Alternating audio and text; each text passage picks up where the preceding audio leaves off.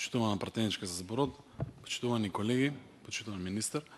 Ја би зборил со неколку факти околу овој договор, односно овој закон, но и оние закони што поминаа со европско знаменце.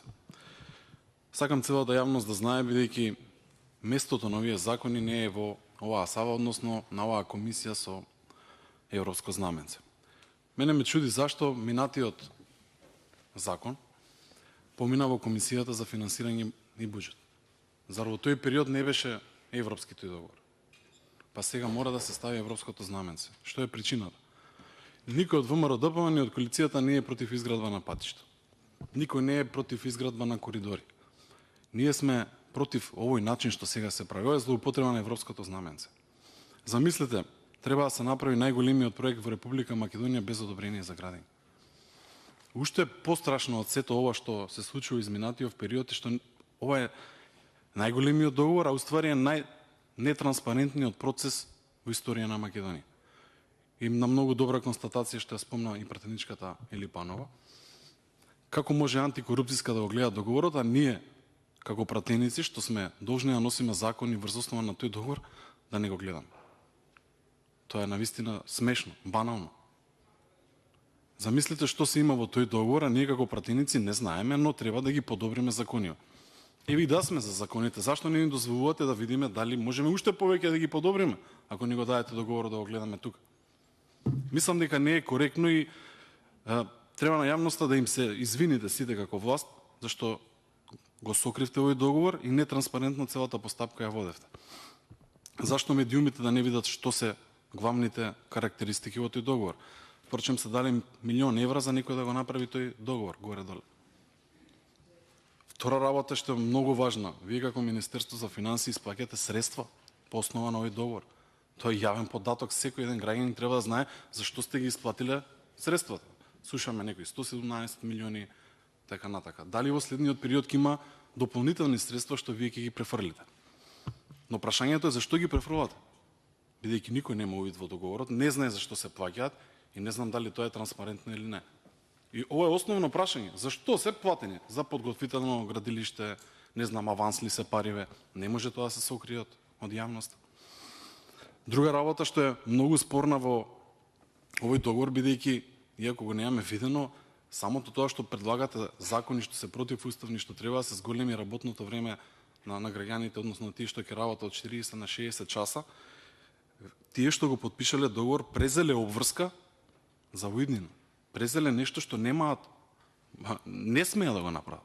Како некој дозволи да си подпише договор и потоа да не стави сите пратеници, па и на вас од власта, да гласате за закони кои не сте виделе по кој основ е договорено претходно и ви дава дополнителна обврска за воиднина.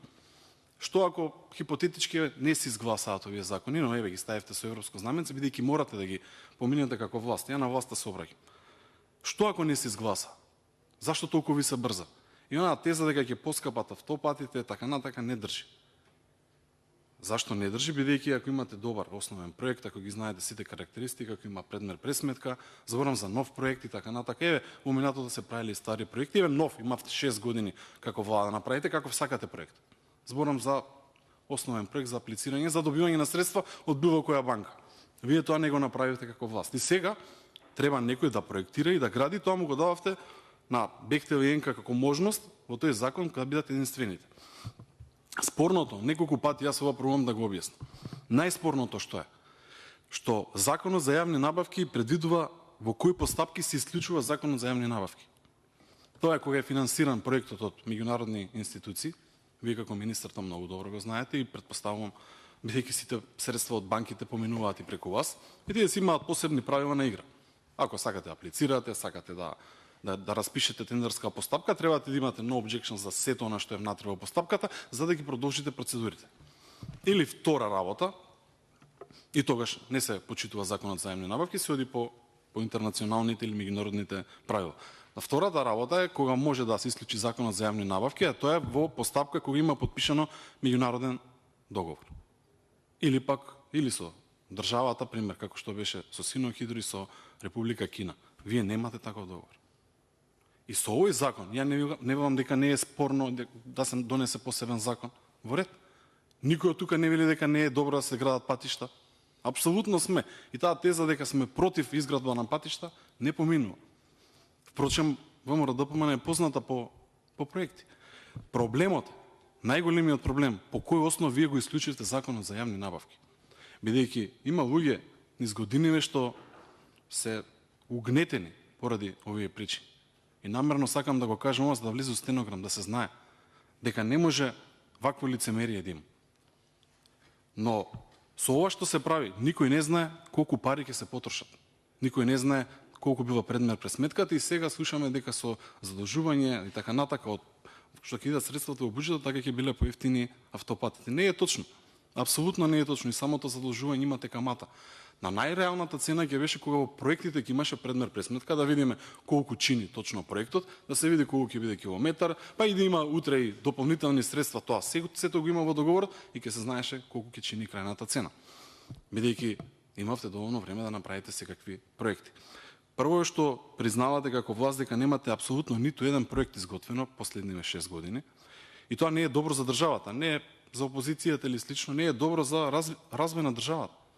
Секоја власт мора да остава нови проекти за да се развива државата. Впрочем, нема како да се аплицира до меѓународни институции.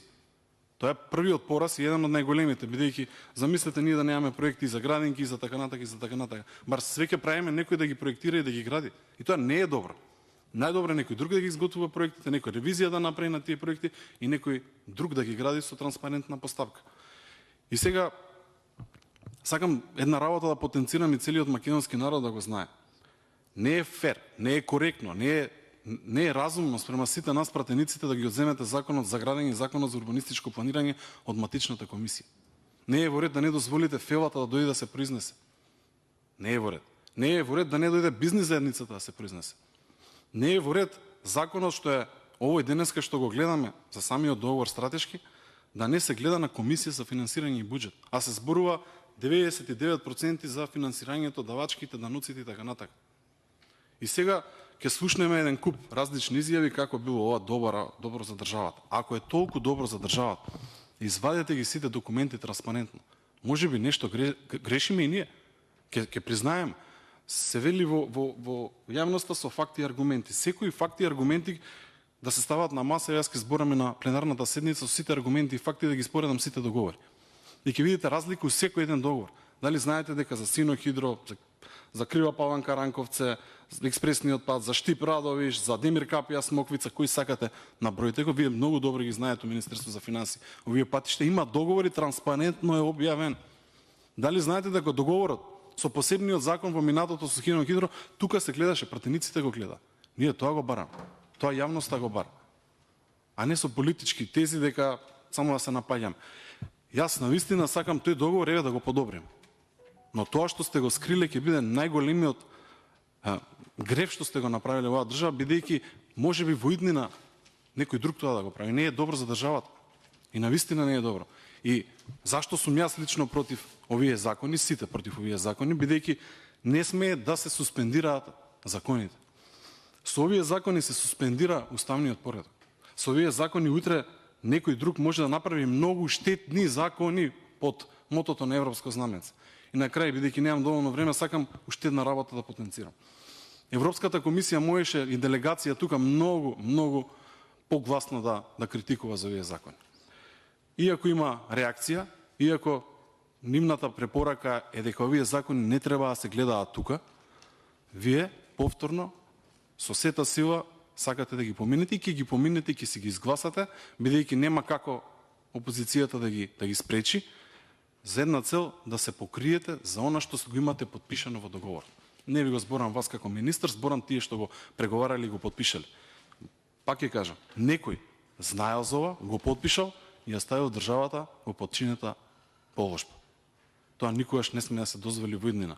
Јас се надевам дека имате доволно време до гласањето и ќе го извадите тој договор и ќе го покажете на целиот народ. Зашто ако е добар проект и ако вие најголемиот проект во историјата, тогаш треба секој еден граѓанин да рече да го еве го договорот, добар или лош. Но ова што го правите и го криете договорот, само ќе остави на црна епизода, на црно сценарио во историјата на ова собрание. Благодарам.